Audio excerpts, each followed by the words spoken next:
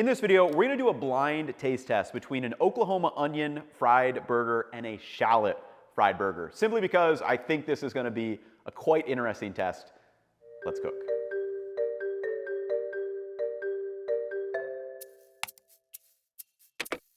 So, the basics of the Oklahoma onion burger, one of the simplest and most delicious burgers that you could make at home. I think we all know that at this point. Very, very simple process in that it's just you need to slice a bunch of onions very, very thin. Then you kind of smash them back on the griddle. But one thing that I've been asking myself ever since the onion video, I love using shallots these days, and I want to try one with shallot. I think shallots are just very interesting in the slight, they are different from like your conventional onion that we all know and love. So I kind of want to just do it in a blind taste test. So for these, all we're going to do is get our onions ready. Struggling with the paper on this one. And then a lot of people, there's been so many videos on the internet about these. A lot of people will use like a mandolin. If you do have a sharp knife, which this one's pretty sharp, you should be able to get really thin slices that are going to crush a ton of these onion cells, which is ultimately what we want to do to really get all the onion flavor. And what I'm going to do is I want to make sure I have the exact same amount of onions. So you can see how thin these are. Like basically translucent. And I want to use the exact same amount of shallot to onion. So I'm going to slice my shallot. And literally I'll just probably use the whole thing.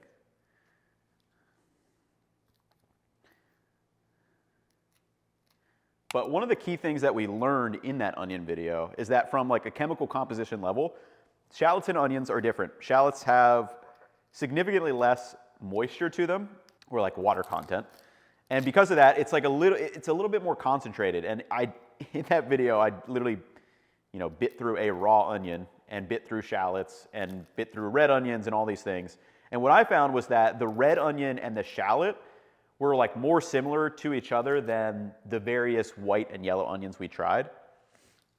And that kind of held up true throughout the raw taste tests, the cooked taste tests we did, and the caramelized ones as well.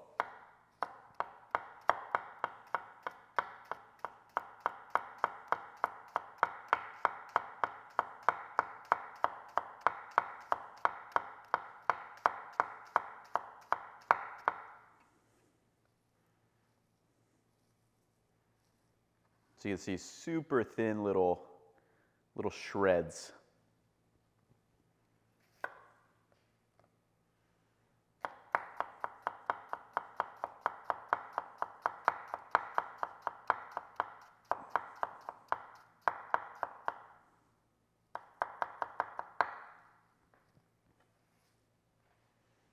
Oh, I am starting to cry. Basically, a lot of people say like sharp knife does help. If you truly don't want to cry if you're chopping onions, shallots are also just a little bit more potent in their raw form, so gotta watch out for that. If you truly don't want to cry at all, buy some goggles, but you also just kind of need to embrace the onioniness. Okay, so let me weigh out exactly how much I have here. And then we'll make sure we have two, okay, so zeroed out. All right, we'll call it 40 grams of shallot, basically a full shallot. So I've got my shallot. Do the same with the onion. Zeroed out. 35, 40 grams, wow, like really spot on, sick. So 40 grams of onion, 40 grams of shallot, and we're gonna weigh out our beef. Let me clean up this where's my spatula? Here we go.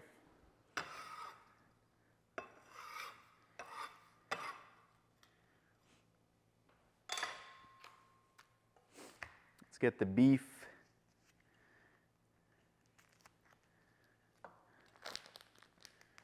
Gonna wash wash this knife because we're done with it now.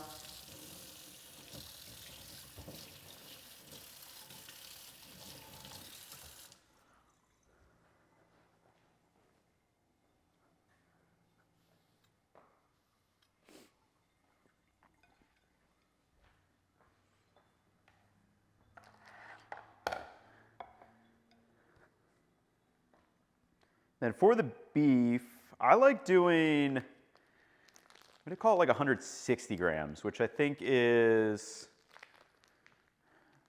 was it like a third of a pound maybe? I'm gonna do 2 even size pieces. Okay, so that's 160 grams. We've got a 3, it's a little bit over a third of a pound, I think. 300, 320 on the nose. All right, I'm gonna pop that back on there. Okay. Then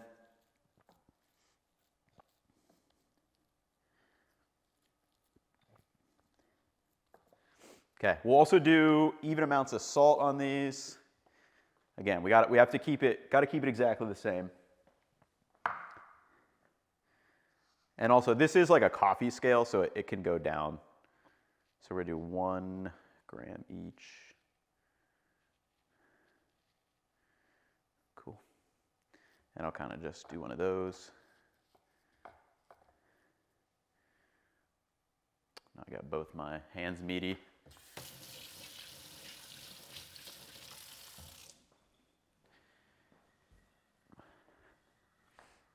Okay, 1 gram on this. Now we're there.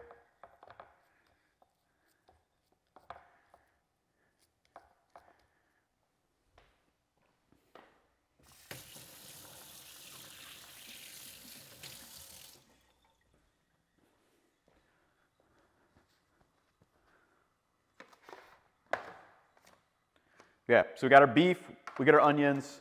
We're gonna do a slice of cheese each. Let's heat this back pan, and then let's cook these and give them the taste test.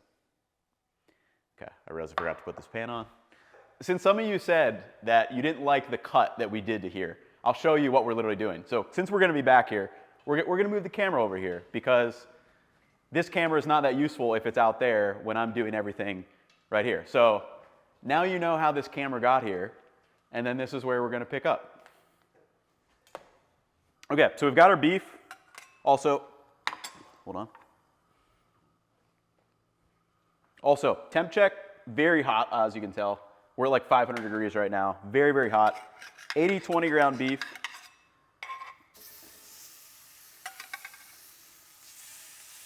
Let me slide that one off.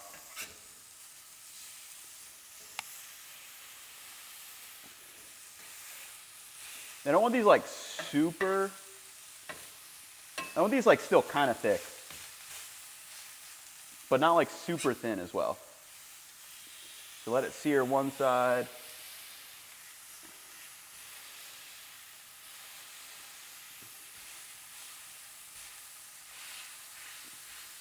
Okay.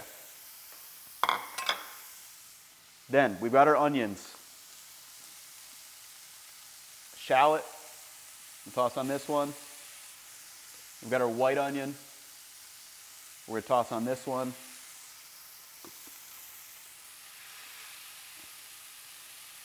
Kind of let them hang out.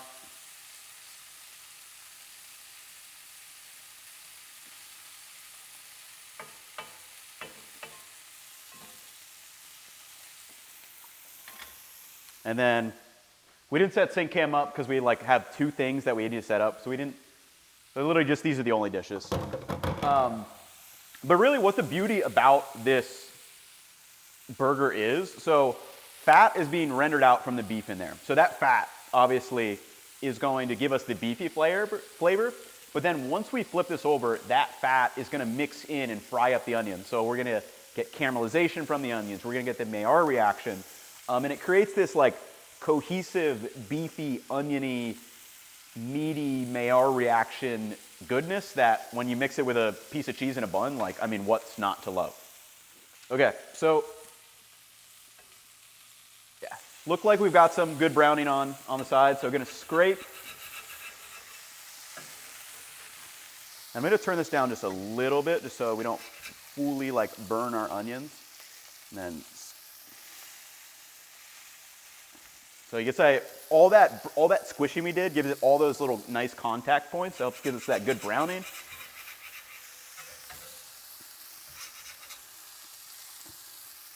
And then now, we're gonna fry all those onions in. Try to keep them separate.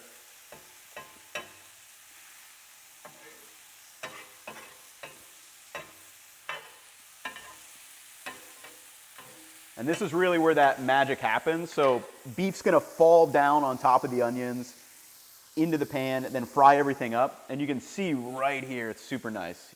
Also, one thing I should point out, if you are making the shallot one at home, because it does have less water content, it can be a little bit more prone to burning, so you definitely need to be a little bit more careful than the onions, which have more water in them.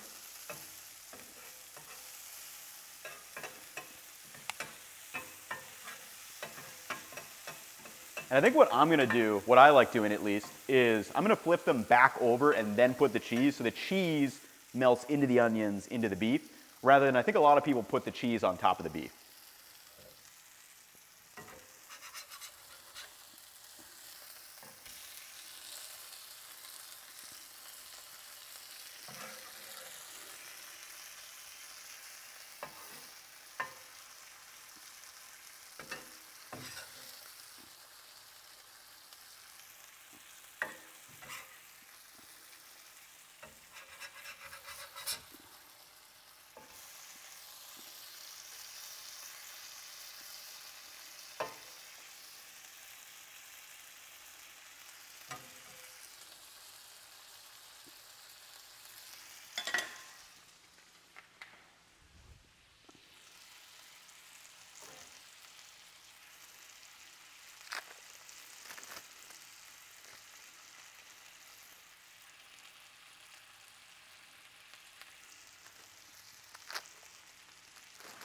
Gotta go American cheese, by the way.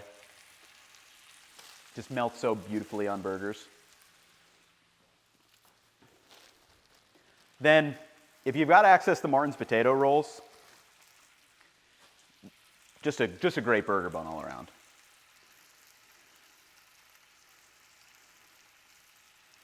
So we'll do the little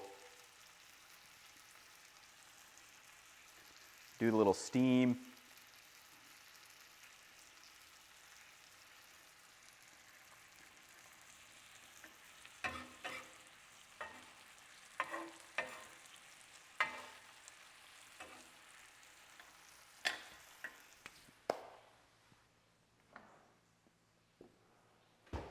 One thing I am gonna do to just help steam these a little bit, just gently put this tray over top. Just to help that cheese melt.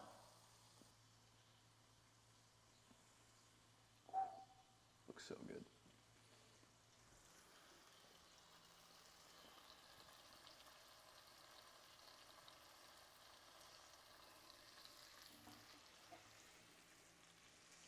Okay. As you can see, very easy to make. We're gonna transfer everything back over here and do our blindfolded taste test. Oh yeah, lights are over there.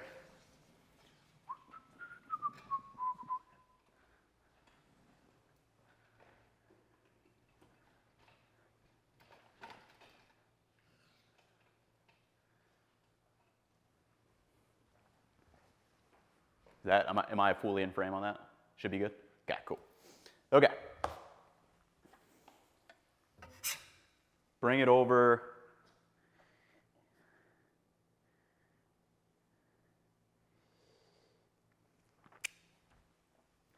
Oh my gosh, that's got a little like taste of that beef fat and onion. It's so good.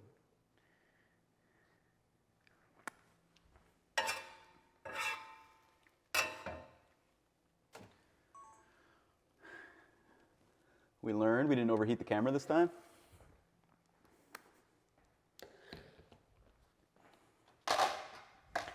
Okay, blindfold's ready, spinning wheel's ready. We're gonna cut these in half and then do a triangle test with them.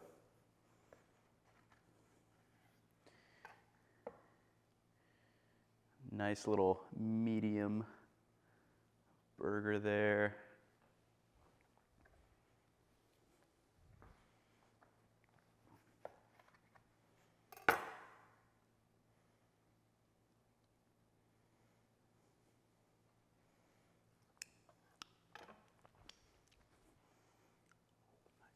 Okay. Let's go one.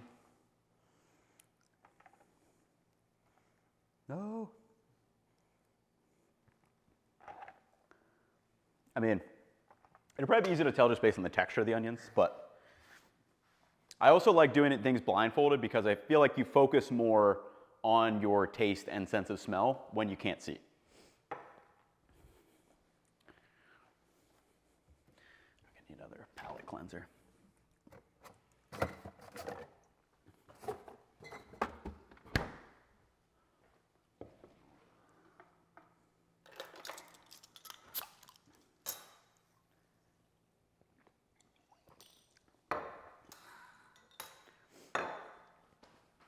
All right, let's blindfold up, give him a spin.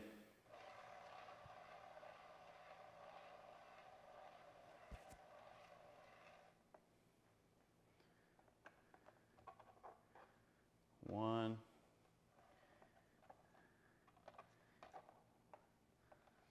I forget which one actually broke, so it's not a big deal. Okay, one left. 1, 2, 3.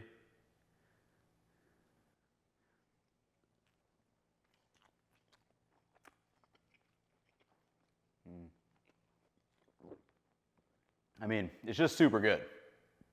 First and foremost. Like, also, I will say, I think cheese, onion, beef, that's the combo. You need the mixture of all three.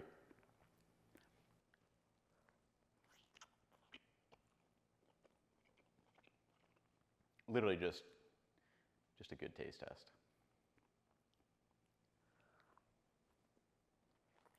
Number 3, definitely not as like onion forward. Also, I think texturally, I think I felt it like the bigger slices. Let me kind of come back through here. I think number 2 is definitely one of the shallot ones.